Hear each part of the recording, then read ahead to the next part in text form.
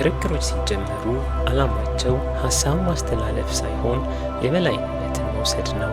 ሁለቱም ወገኖች ልክ ለመሆን ሳይሆን ለማሸነፍ የማይፈነቅሉት ድንጋይ የለም።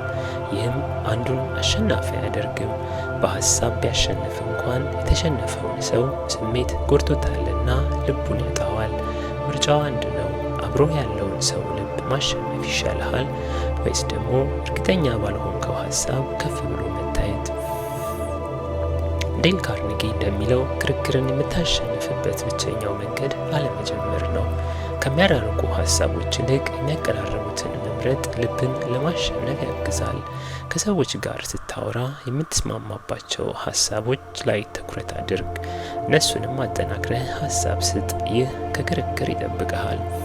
እዚህ ላይ የካርኔጊ ተማሪ የነበረ ሴልስ ሰራተኛ የተናገረውን እናንሳ። ይህ ሰው የተለየ እቃ ምርጫ ያለው ገዢ እንዴት እንደሚያነጋግር ያነሳል። ወደ ገዢው ቢሮ ገብቼ የያዝኩትን እቃ ማስተዋወቅ ስጀምር አስቁሙኝ፣ ምንም እንደማይረባ የተሻለው እቃ ይሄ ነው ብሎ የራሱን ምርጫ ቢነግረኝ ብዙም አይደንቀኝም ይላል። ይህ ድርጊት ብዙዎችን ሊያስደነግጥ ይችላል፣ ስሜታዊም ያደርግ ይሆናል። እኔ ግን እቀበለዋለሁ፣ በሀሳቡ እስማማለሁ፣ ደግሜ ያረጋግጥለታለሁ። በጣም ጥሩ እቃ ነው። የዚህ አምራች ካምፓኒ ሁልጊዜም ጥሩ እቃዎችን ያመርታል። ምርጫ እጅግ በጣም ጥሩ ነው እለዋለሁ። ያኔ ከኔ ጋር የሚከራከርበት ምንም ምክንያት የለውም።